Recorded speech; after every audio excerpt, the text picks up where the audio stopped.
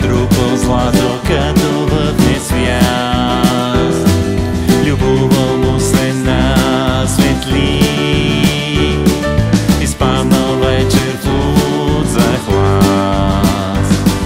Не щеш ли странник му се появил, попитал го с тайнствен глас, какво най-силно иска той да му се сбъдне в този час. Всичко, що докосна аз, бързо, лесно и от раз,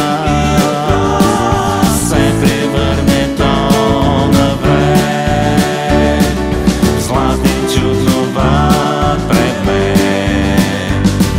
На царя вдъхнал допир златен и в безумна радост той обзе. Докоснал всичко и от злато ставало красив предмет.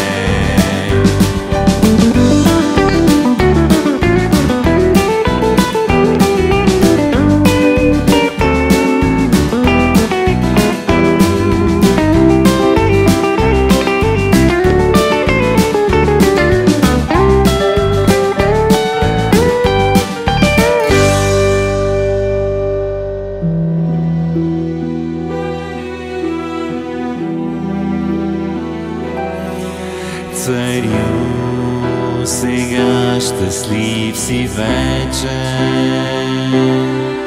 нали така, нали така, че стигна толкова далече, постигна своята мечта.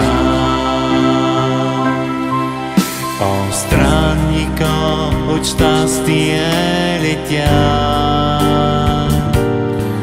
че сбъднах си великата мечта. За мигове да позлатя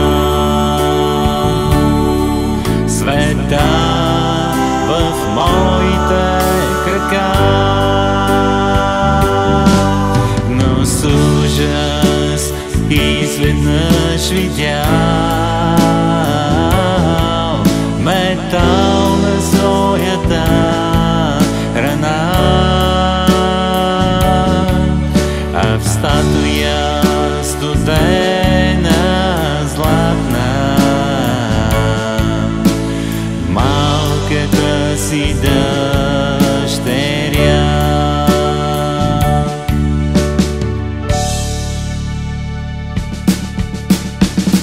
Заплакал царят и злочест, отрекал се от тази страст.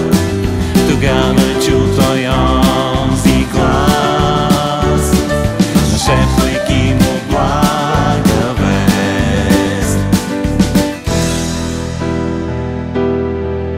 С вода ти всичко пораси, от извора в таз гора,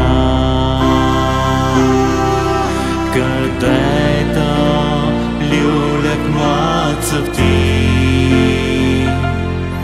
ще падне твоята беда.